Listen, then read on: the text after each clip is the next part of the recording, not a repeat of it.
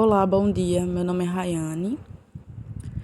Vamos apresentar hoje a aula de Sistema Genital Masculino e Feminino, juntamente com as professoras Luzia Virgínia e Maísa Lohana. Bom, o sistema genital feminino ele vai se compor de órgãos situados externamente ao corpo da mulher, que basicamente é chamado de pudendo feminino, de órgãos localizados no interior do abdômen, por exemplo, vagina, útero, um par de tubas uterinas, um par de ovários. Aqui abaixo vocês vão ver a imagem, né, basicamente da anatomia desse sistema genital, né?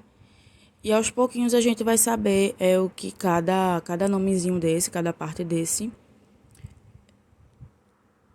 quais suas funções e o que eles significam, certo? No sistema. O pudendo feminino, que é basicamente chamado de vulva, né? Localiza-se na região baixa do ventre, entre coxas, sendo constituído pelas estruturas denominadas lábios maiores, aqui, ó, como vocês estão vendo aqui do lado, lábios menores, o clítoris aí em cima, a uretra e a vagina, e aqui abaixo o ânus. A vagina é um tubo fibromuscular que vai do pudendo feminino à base do útero, com o qual se comunica, certo? Então aqui vou aumentar aqui um pouquinho para vocês verem. Ó, vagina, tá vendo? E o útero.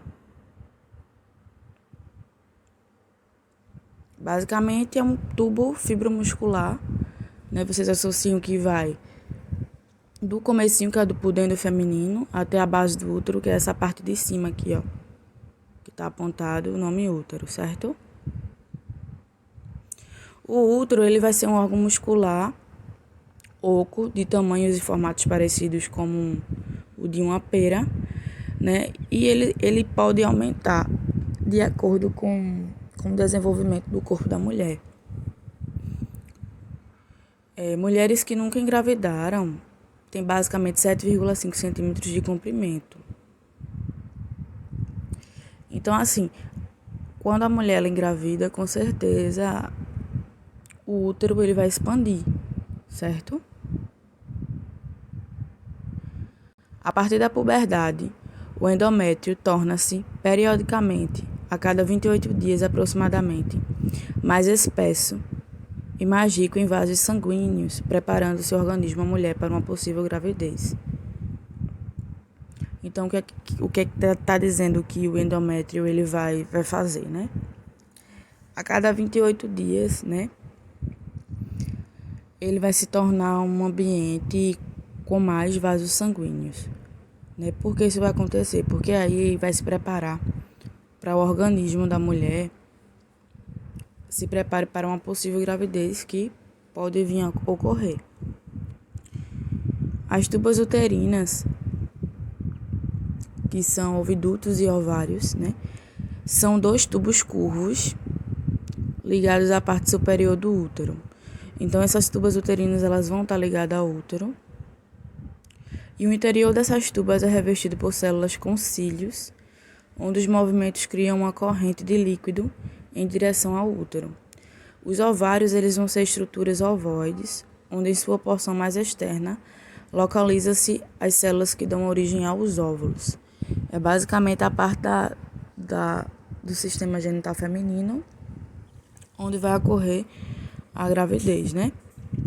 Então, basicamente, o espermatozoide vai percorrer sobre a vagina, né? Vai percorrer pelo tubo fibromuscular da vagina até as tubas uterinas, onde vai encontrar o óvulo. Então, o que acontece, né? Todo mês a mulher ela vai ovular. Então, a ovulação, elas são células precursores dos gametas femininos, né?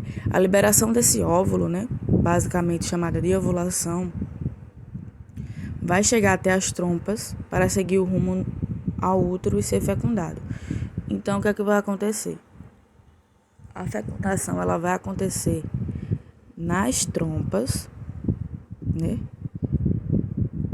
essas trompas vai liberar, esse óvulo vai seguir ao rumo ao útero e vai ser fecundado. E aí, quando isso acontece a liberação de hormônios, FSH e LH.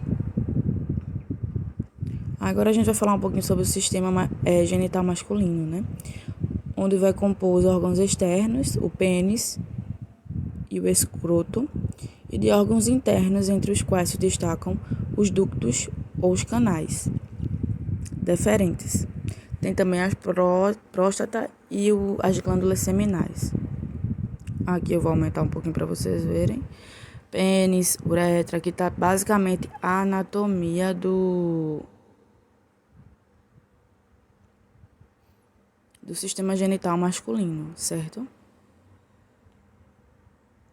O pênis é o órgão copulador masculino. Ele vai conter 3 massas de tecido erétil, 2 corpos cavernosos e o corpo esponjoso.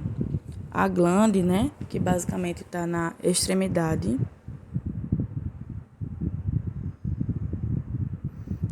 A glande aqui, no começo da extremidade do pênis. E o prepúcio, que é a pele que serve de proteção. O escroto e testículos. É uma bolsa de pele situada entre coxas, na base do pênis. Em seu interior alojam-se os testículos, as gônadas masculinas. O testículo é constituído por milhares de tubos finos e envelopados por camadas envoltórias. Gente, eu vou aumentar um pouquinho aqui para vocês verem. Entre as coxas a gente vê o escroto, que é os testículos, certo? E nesses testículos, eles vão ter 2 tipos de tubos, né? Vai ter um tipo de túbulo, né, que é o túbulo seminíferos, que é onde vai estar o espermatozoide. O espermatozoide é basicamente a parte masculina, né, que vai chegar até o óvulo, como eu havia dito a vocês, e vai fecundar o óvulo, que é onde vai gerar, né, o bebê, né, vai gerar a gravidez.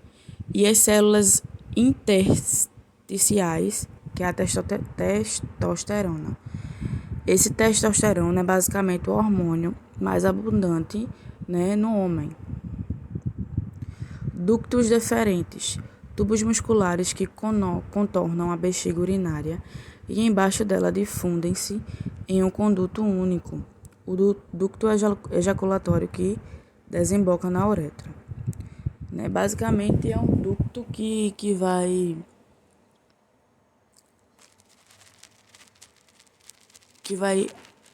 onde vai passar a ejaculação do homem.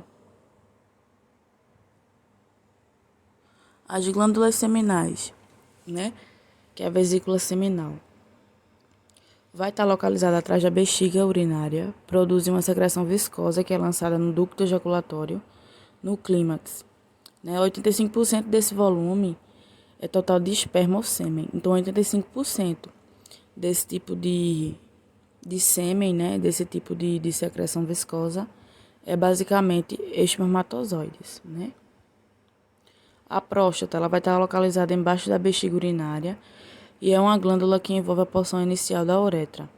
A secreção prostática constitui entre 15% e 30% do esperma também. A fecundação.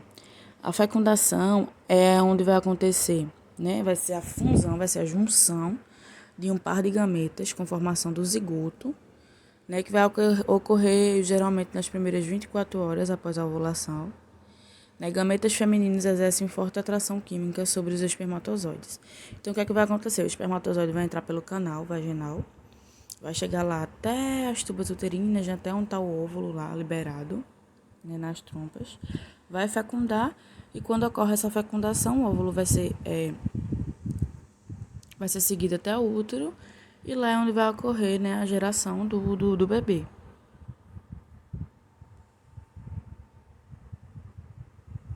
Eu sou a professora Maisa Lohana, e a partir desta etapa da nossa aula, eu querei ministrar ela para vocês, certo? Bom, Não tem como nós falarmos em sistema reprodutivo, sistema genital, sem tocarmos no assunto de métodos contraceptivos e as próprias ISTs, ok? Então, nós falaremos um pouco sobre isso agora. Bom, a contracepção, ela é a prevenção deliberada da gravidez, ok? E a maneira mais óbvia e mais segura de se prevenir a gravidez é a abstinência de relações sexuais, ou seja, não ter as relações.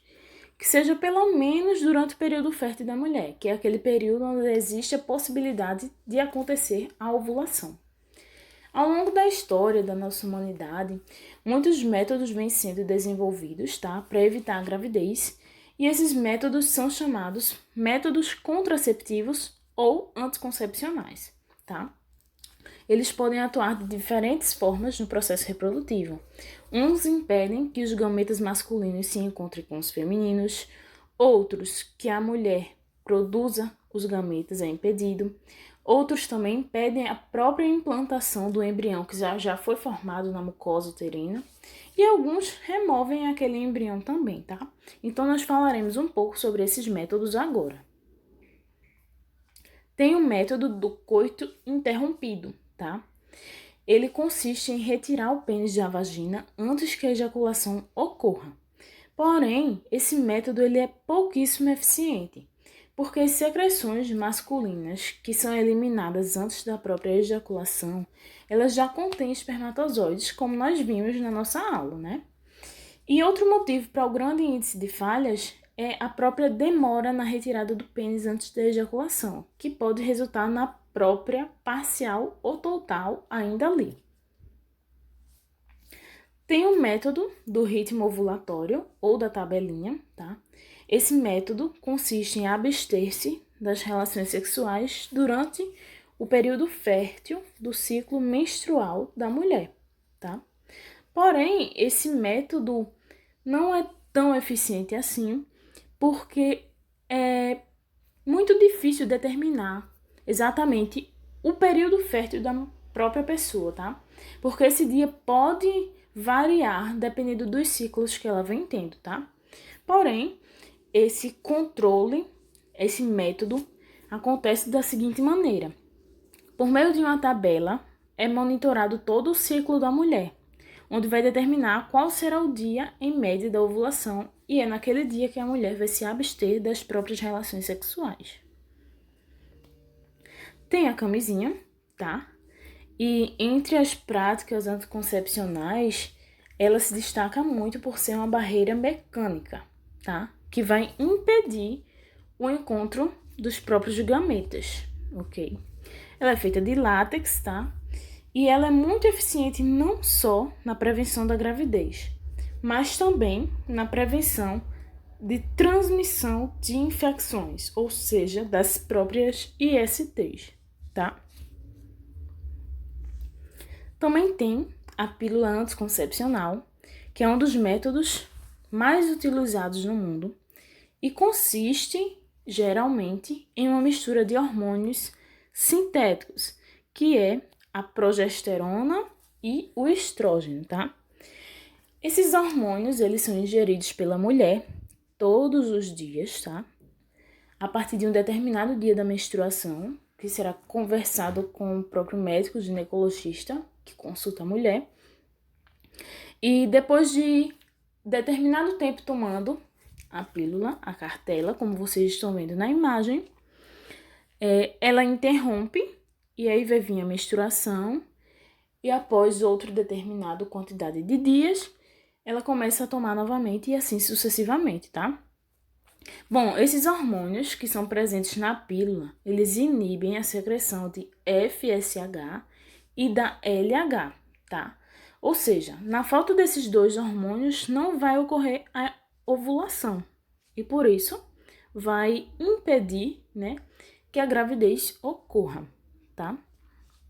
Porém, é importante manutencionar esses níveis do corpo da mulher, tá?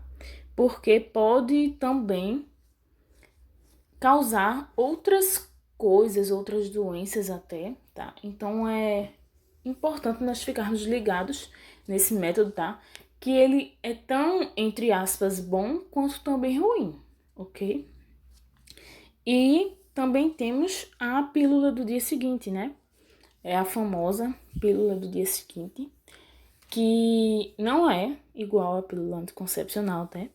Porque ele é um método de contracepção de emergência, tá? Não se toma feito anticoncepcional e é uma carga bastante pesada de hormônios. Ela é um composto hormonal que é utilizado para prevenir uma gravidez indesejada dentro das 72 horas depois da relação desprotegida ou até que tenha ocorrido o contato ali do líquido seminal do homem com a mulher, né, acidentalmente. Então, é onde ocorre essa ingestão da pílula. Bom, as infecções sexualmente transmissíveis constituem de um dos grandes problemas de saúde do mundo, tá? E há diferentes tipos, vários agentes infecciosos, tá? Sendo geralmente transmitidas de pessoa para pessoa, através do próprio contato sexual, tá? E algumas são difíceis de curar, tá? Outras já são curáveis, mas em todos os casos há tratamentos que vão amenizar os sintomas que podem evitar a progressão da doença. Aqui temos a tão famosa AIDS, tá? Que é a síndrome da imunodeficiência adquirida, tá? Até o momento é uma infecção incurável, tá? Transmissível pelo vírus da imunodeficiência humana, tá? E esse vírus, ele destrói as células de defesa do corpo da pessoa, que diminui a capacidade de reação a qualquer tipo de infecção. Até mesmo uma gripe é horrível para quem tem a própria AIDS. Temos o condiloma acuminado, né? Que também pode ser chamado de crista de galo ou verruga genital, que é uma IST causada pelo papiloma vírus humano, tá? É transmitido por via sexual ou adquirido de mãe durante a gestação, tá?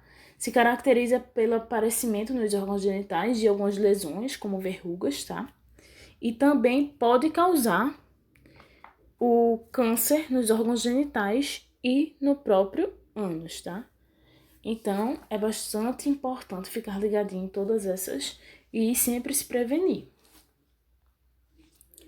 Gonorreia, também conhecida como blenorragia, é uma IST curável, tá? Há tratamento e o tratamento não deve ser feito apenas de uma pessoa, da pessoa que está infectada, né? Mas também com o parceiro sexual dessa pessoa. É transmissível pela Neisseria gonorrhoeae, um gonococo, tá?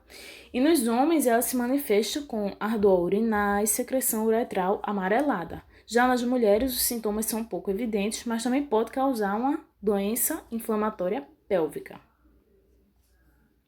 Tem a sífilis, que é um IST causada pela bactéria Treponema pallidum, tá? Ela é transmitida exclusivamente por via sexual ou da mãe para o feto durante a gestação, tá? E apresenta 3 estágios distintos quando a pessoa é infectada. No primeiro estágio, ocorre a lesão nos genitais, que pode ser endurecida e dolorosa, tá? No segundo estágio, que geralmente ocorre cerca de 6 a 8 semanas após o primeiro, ocorrem as lesões escamosas na pele e nas mucosas, tá? Dores no corpo, febre, entre outros. Já no terceiro estágio, ela pode afetar o sistema nervoso, que pode causar problemas mentais, dificuldades de coordenação, cegueira, enfim. Então, pessoal, como a revisão de nossa aula de tudo o que aprendemos até agora, nós iremos fazer um quiz para vocês, tá certo? E esse quiz será apresentado pela professora Luzia, onde nós iremos aprender em prática e podemos praticar com nossos amigos, familiares, enfim. E vocês vão seguir o passo a passo que vai ser demonstrado a vocês, certo? Bom, se vocês tiverem dúvidas, podem entrar em contato com a gente. Muito obrigada! Olá, eu me chamo Lucia e hoje eu vou falar sobre o quiz da aula dos órgãos genitais femininos e masculinos. Então, posteriormente foi ministrada uma aula sobre este assunto pela Maísa e pela Rayane. Então, eu fiquei com o tema de explicar como funciona o Kahoot e como funciona o nosso quiz, o nosso show. Então, o intuito desse quiz é que o aluno aprenda brincando. Então, esse quiz contém questões, assuntos que foi ministrado durante a aula, e eu vou falar um pouco sobre o Kahoot. O Kahoot ele é um site, um aplicativo gratuito que tanto o professor como o aluno podem fazer quiz sobre determinados assuntos. Logo na tela inicial do nosso quiz, teremos um PIN que o aluno irá colocar no seu celular, então será necessário para jogar este jogo um data show para que os alunos possam ver a imagem ampliada e melhorada do, das perguntas, das questões, e também o celular do aluno como internet para poder ter acesso a essas perguntas. Eu irei entrar agora com o meu celular para vocês verem como funciona o Kahoot. Então terá perguntas. Então o nome do isso aí, então tem como iniciar o jogo. Então aqui temos o quiz, né? O que será o quiz. E no meu celular vai aparecer as perguntas. As questões. Então aqui as perguntas do quiz. Qual é a. E aqui a resposta correta. Então, eu como professora, eu posso dar o next. Então, pergunta de verdadeiro ou falso. Então, no meu celular só vai aparecer essas alternativas. E no meu celular eu clico na opção correta. Então, o professor, ele irá precisar de um data show para poder mostrar as perguntas, porque no celular dos alunos só terão a parte das alternativas. Então, esse quiz foi criado com perguntas de verdadeiro e de alternativas. Espero que vocês tenham entendido como funciona esse quiz. Ele é simples e por esse site também torna ele simples. Muito obrigada pela atenção de todos.